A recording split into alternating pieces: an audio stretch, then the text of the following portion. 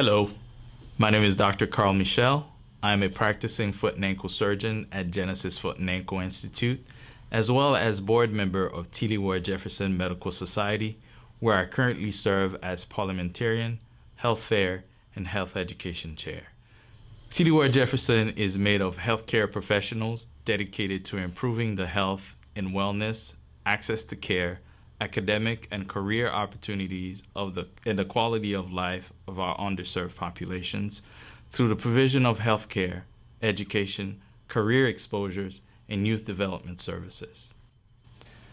Thank you for electing to take this opportunity to learn. We hope you find this offering valuable in your everyday life. If you would like more information on T. Lee Ward Jefferson Medical Society, please visit our website at tljmedicalsociety.org. Next, in our next session, a one-on-one with the county's top prosecutor. Well, it's important to know that the opioid epidemic was never inevitable. It was entirely preventable. Learn how opioids exploded in Florida. And by the year 2010, we had more pain clinics in Florida than McDonald's in Florida. The role of doctors in making Palm Beach County a national model. We depend on healthcare experts, doctors who are at the front lines of this to help us identify the problems. And the new concern. You can't fight the war against heroin or oxycodone today, because today the war needs to be against.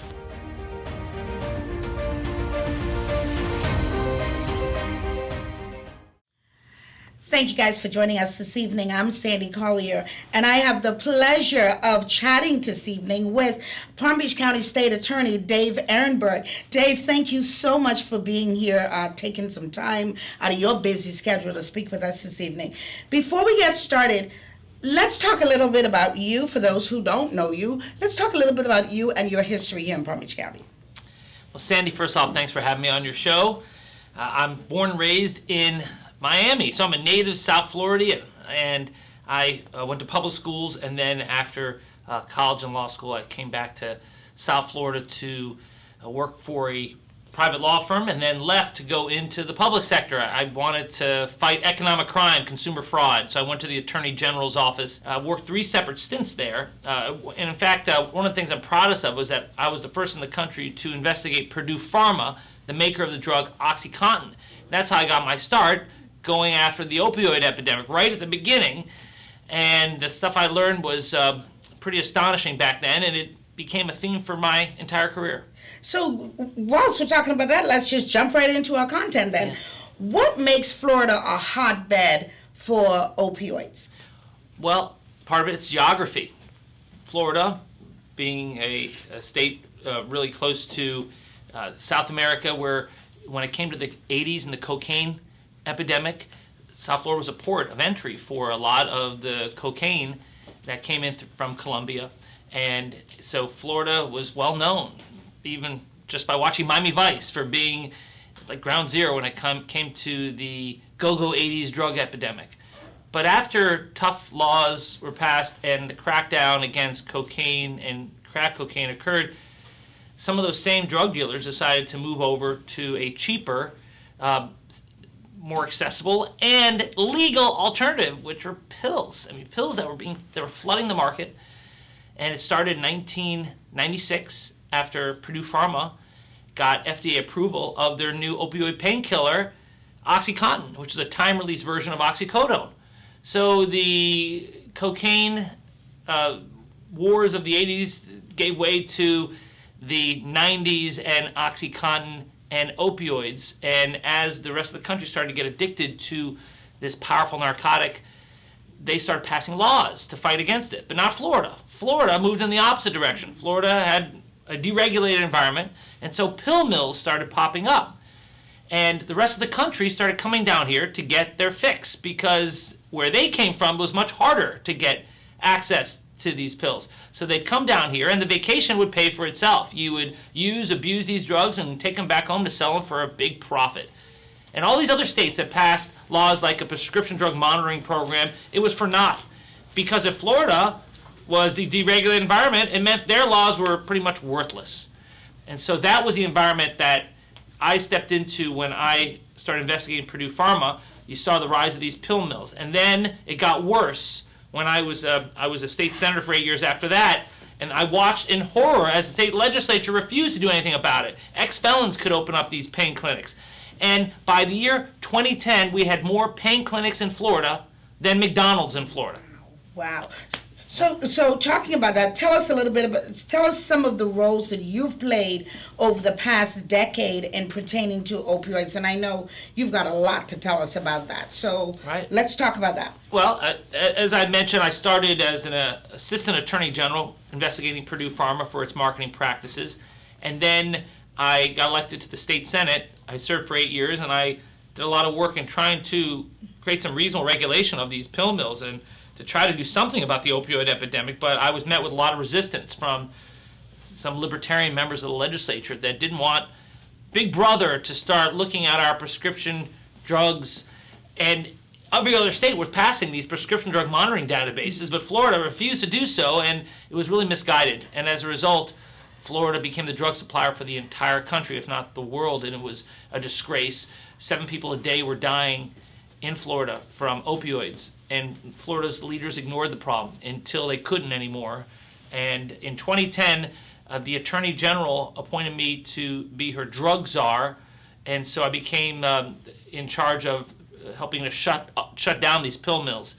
And so that was my role between 2010 or 2011 and 2012, and then in 2012 I decided to run for state attorney here in Palm Beach County. And I was able to get elected, and then for the past 8 years, I have made the opioid epidemic a top priority.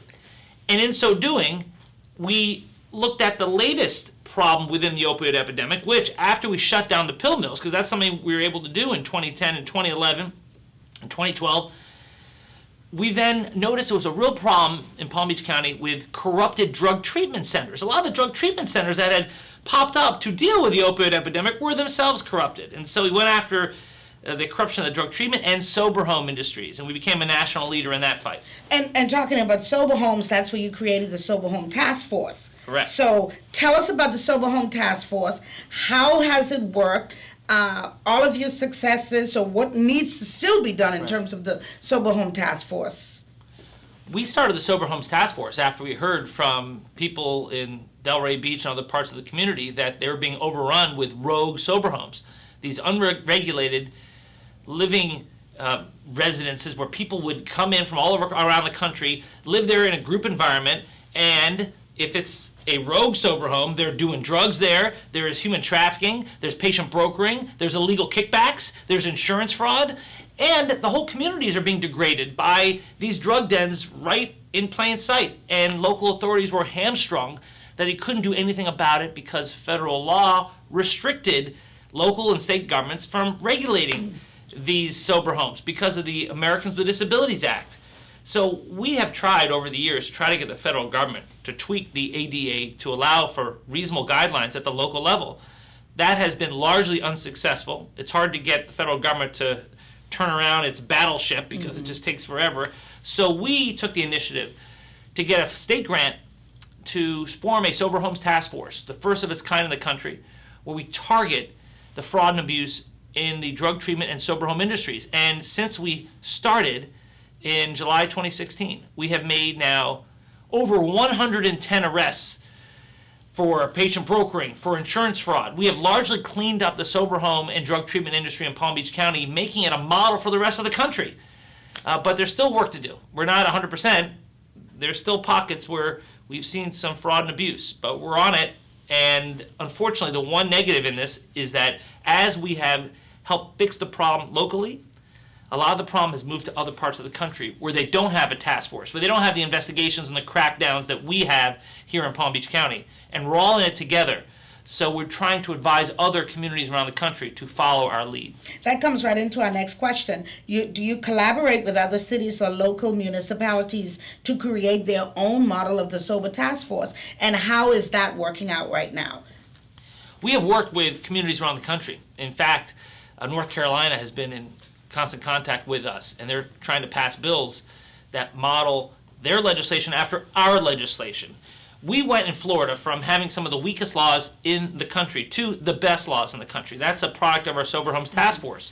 It wasn't just a law enforcement crackdown. It was bringing together people in the industry, the good players, along with stakeholders, people from the League of Cities, people from the state, the Department of Health, to come together to figure out how we can change our laws to make them better for the safety of the residents of sober homes, to make them better for those who come down here and enter into rehab, because they're the ones being exploited. There's a human cost to all of this. Mm-hmm. The people who are dying unnecessarily because they have good insurance and they come down here to get well, and instead they leave in an ambulance or a body bag. So we have collaborated with communities across the country. One story I like to tell is California. Orange County's had a real problem with this, and they've asked us for help. And so I've gone out there to talk to leaders of local governments in Orange County and told them what to do, what we did here, and how we were able to succeed. But they have a different environment out there, and it's much harder to pass meaningful legislation. So my Chief Assistant State Attorney, Al Johnson, he's in charge of our Sober Homes Task Force. He went out upon request to Sacramento to ask the legislature of California to pass a patient brokering law similar to the one we have here, to stop the cash for each person you refer to a treatment center, which it screws up the whole healthcare system, which exploits people. If you get paid for putting a head in a bed, then the people in rehab are looked at as commodities rather than human beings. So Al went up there, gave a passionate presentation, and in the end, California passed an anti-patient brokering law, but they stripped away all the penalties. So there's an anti-patient brokering law on the books in California with no criminal penalty for violating it. So that really doesn't do anything then. Yeah, exactly. Exactly. It's part of the frustration in all this. So let's talk about the public and private partners that are instrumental in your fight against the opioid epidemic. Tell us a little bit about that. How does that work? We could not have done what we've done without the good players of the industry helping us. They're the ones to help us identify the rogue actors. They're the ones to help us close the loopholes in existing law. And so when we started this, people said, hey, how can you bring in the sober home industry to help? I said, well, we need the good players in the industry because they're the experts. And it's in their incentive to cut out the bad actors. The bad actors are the ones giving them a bad name. The bad actors are the ones giving the whole industry a bad name and preventing people to want to come to South Florida to get well because the industry was corrupted. And so with their help, we're able to help fix the problem in Palm Beach County. Now, when I say fix, it's relative. I think our rehab industry is among the best in the country, if not the best, because we have cleaned it up largely, not entirely, right, which is why our task force is still on the job every day. But we depended on the good players in the industry, we still do, and we depend on state actors to work with us, to help us pass legislation. The one thing that's frustrating is the lack of federal legislation. And as long as the federal government continues to ignore the problem, we're fighting this fight with one hand tied behind our backs.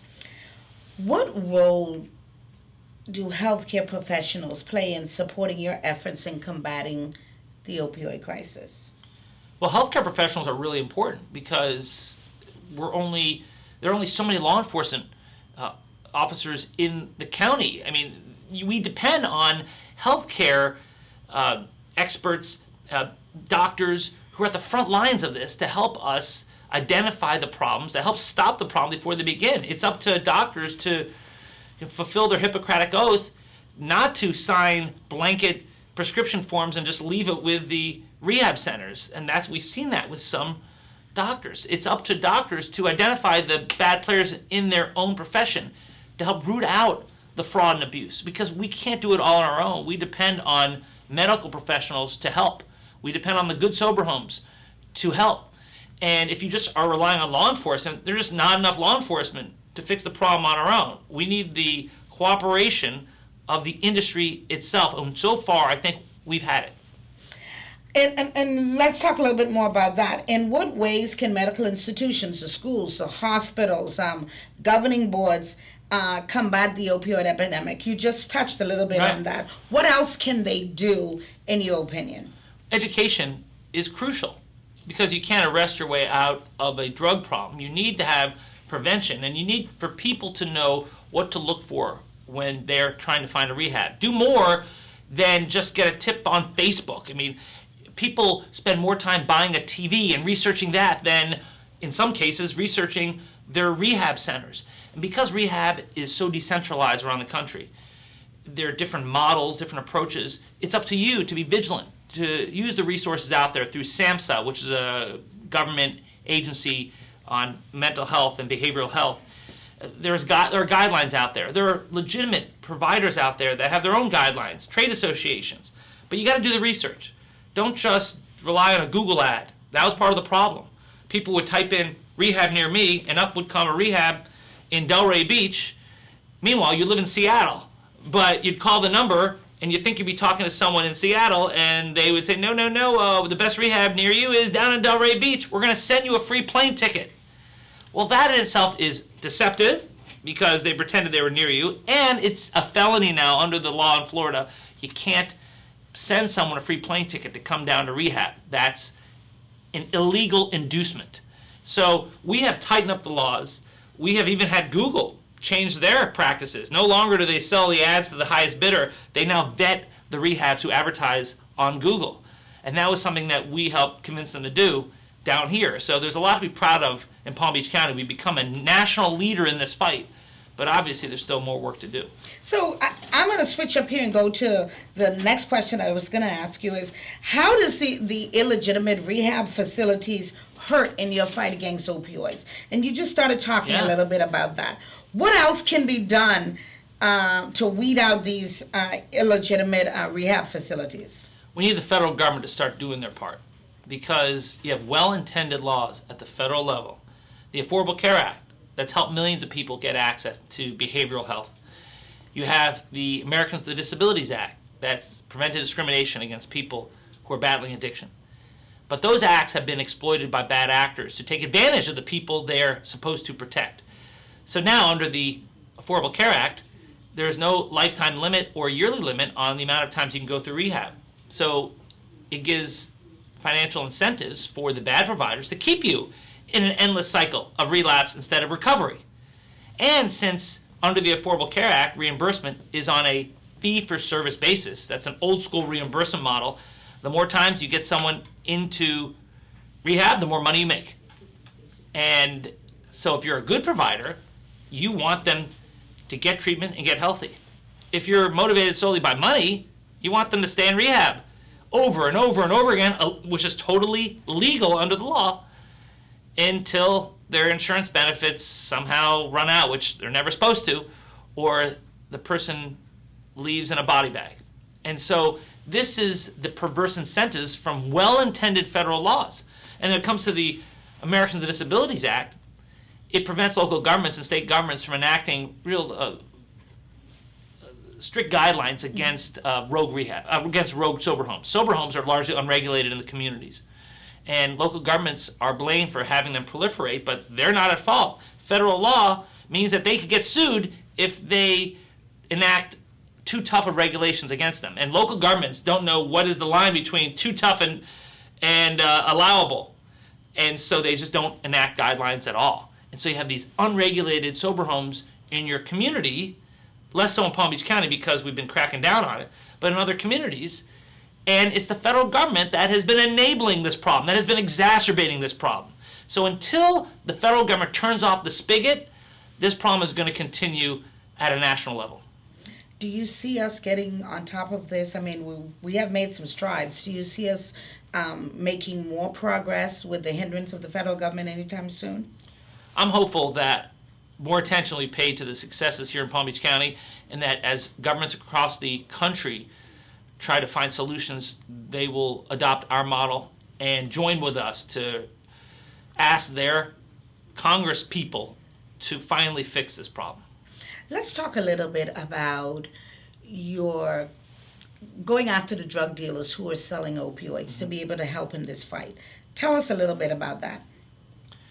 Well, we've been given new laws by the state legislature, and other states have done the same thing, to allow prosecutors to charge drug dealers who end up killing their customers. Now, in the past, someone would die of a drug overdose, and that would be the end of it. But now, police look further to see who sold them the drugs.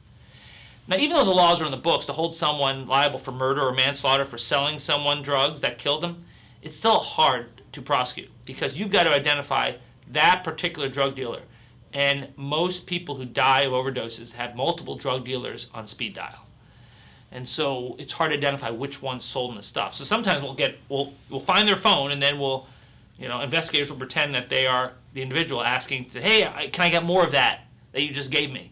And then they'll tie that individual on the other end to the death. So Dave, if you got to the federal level, what would you do in order to continue in the fight against opioids? There are new federal powers available to U.S. attorneys around the country to allow them to go after patient brokering. That was something that the Congress did pass a couple years ago, and I think that provides U.S. attorneys with the ability to get tough on rogue sober homes and corrupted drug treatment centers with federal laws that can use mail fraud and other federal laws to shut these places down. So far, the prosecutions have been largely at the local levels and not at the federal level, but I think that could change. In the fight against opioids, we can't forget the families, because the families are, they have loved ones that are suffering and they're hurting. Tell us a little bit about the stories that you hear and why it fuels your passion to continue. When you talk to a family who believed in the system, who had good insurance, who sent their child to South Florida to get well, and it was their very insurance that they thought was a blessing that ended up leading to their child's death, it is really devastating, because they believed that when they sent their child down to our community, that it would be a godsend, that they would break the cycle of addiction, that the people promising to take care of their children would do as they promised, and then their child ends up dead from an overdose, and there seems to be nothing they could do about it. And the amount of grief and guilt that they have, because they blame themselves for believing in the system that they could send their child down to get well, and believing in the lies. And we have to tell them that, first, you're not alone. But second, we are fixing this problem. We are cleaning it up, and your child's death will not be in vain. And we work with them to try to hold those accountable who lied to them, who mistreated and exploited their child, the marketers who engage in patient brokering and insurance fraud. And so it really fuels us to try to hold accountable those who are exploiting people at the lowest stages of their lives, taking advantage of those with a brain disease of addiction. And then you hear the success stories. And I love the letters that we get from people who said, hey, you helped us find our child. Our child was lost in the maze of sober homes, and you found our child. You got him on a plane back home, and now he has ended up a year in sobriety, and he has a job, and you have saved his life and our family's life, and it's just something so heartwarming. When I was a state senator for 8 years, I loved my job, and you got to deal with macro issues that at a bigger level that affects thousands, millions of people in the state of Florida. But you didn't see the direct impact on a family's life like you can as state attorney, where you could say, because of something our team did, a life was saved, a family was kept together, and it just makes you realize the efficacy, the power of this job, and it's why I love this job so much. The senator was a meaningful job that I had for 8 years, but nothing's better than this job, where every day your actions affect the lives of people in this community and beyond, and literally these are matters of life and death. So Dave, let's talk a little bit about how people were so, I don't know if the word indoctrination is the best way to describe it, how people just gravitated towards opioids. Well, it's important to know that the opioid epidemic was never inevitable. It was entirely preventable. It was man-made and years in the making. It was the result of corporate malfeasance and professional greed and political apathy and regulatory failure. It started in 1996 when Purdue Pharma, the maker of the drug OxyContin, decided to market its product, a very dangerous, addictive product, as safe and non-addictive. And they sold it like it was Advil. And so they put out swag, not just They didn't just pay for doctors to go on speaking tours, which they did. They didn't just pay for them to go to steak dinners to promote the product, which they did. They didn't just pay for them for golf vacations, which they did. They also sent swag to the direct customer to tell them that this was the cure for your arthritis. If you were a senior, they gave out swing CDs from the music of their childhood, of their youth, where it said, "Swing is alive. Swing in the right direction with OxyContin." They were selling it as the one to start with. Literally, that was their slogan on the mugs that they would give out to people. The one to start with. Keep in mind, this is a very powerful narcotic, a Schedule II, that should only be given to people really with cancer or where nothing else works. But it was being sold as just a replacement for your everyday arthritis medication. And so millions of Americans continue to be addicted to opioids. And that's like the great tragedy here, was that this didn't have to happen.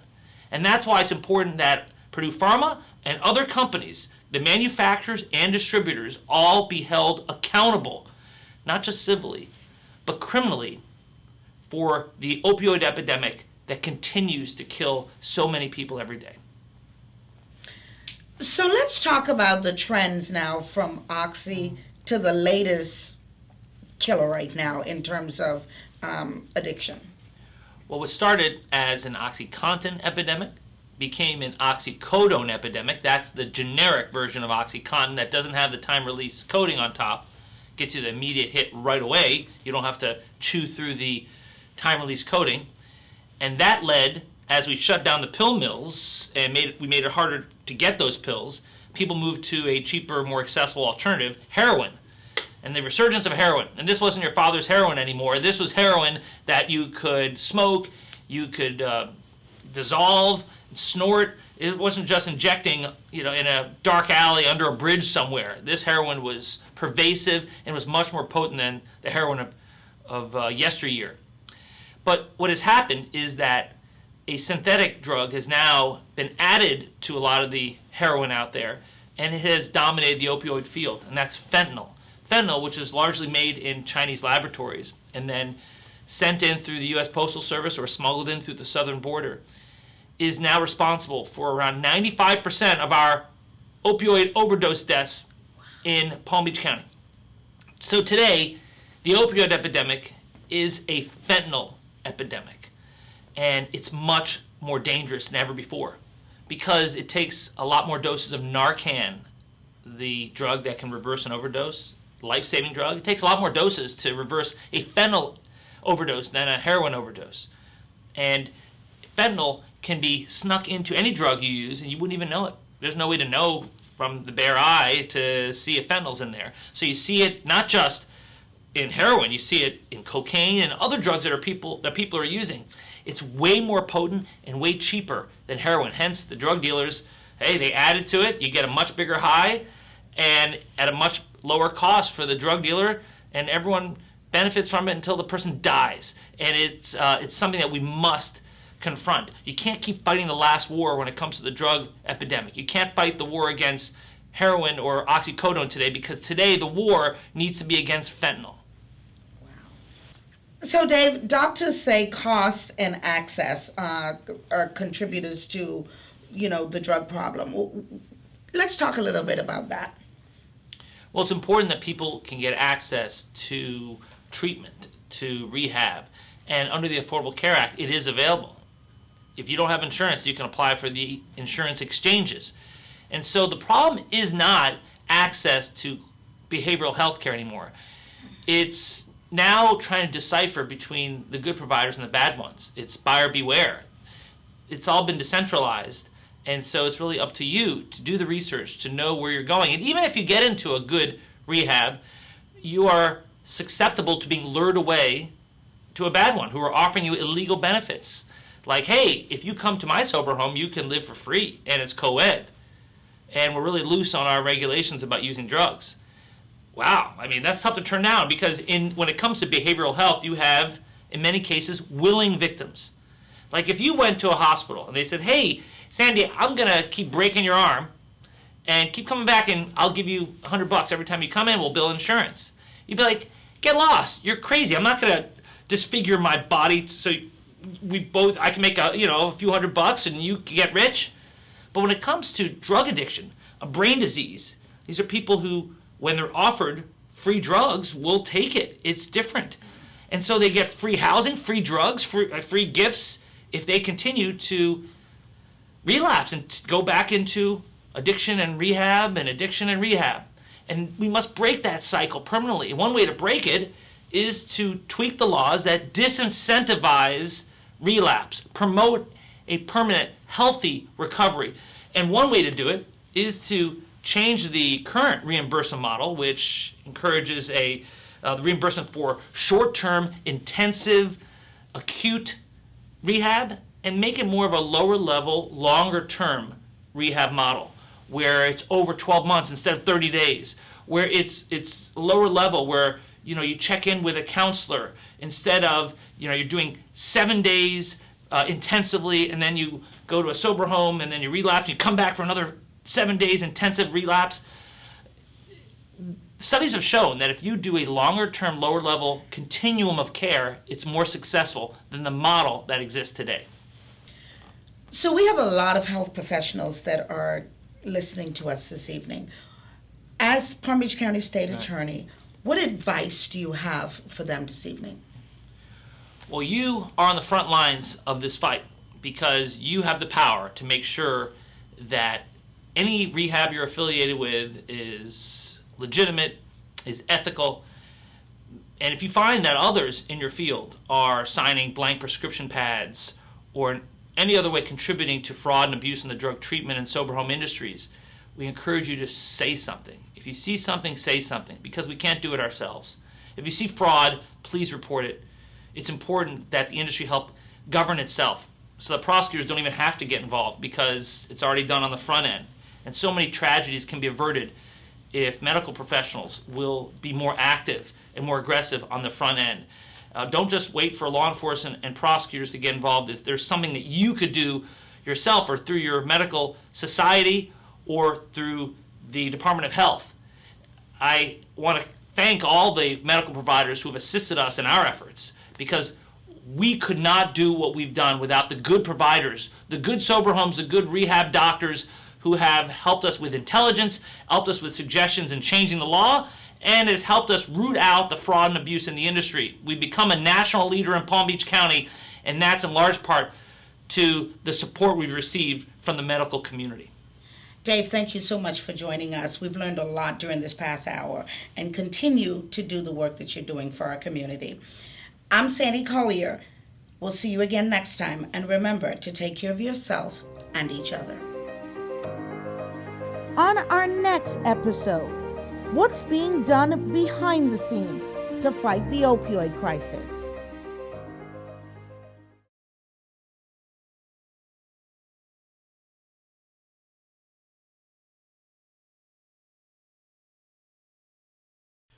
On behalf of our organization, we would like to thank you for electing to take this opportunity to learn. We also would like to thank our team and panelists for helping us make this project possible. If you would like more information on T.D. Ward Jefferson Medical Society, please visit our website at tljmedicalsociety.org.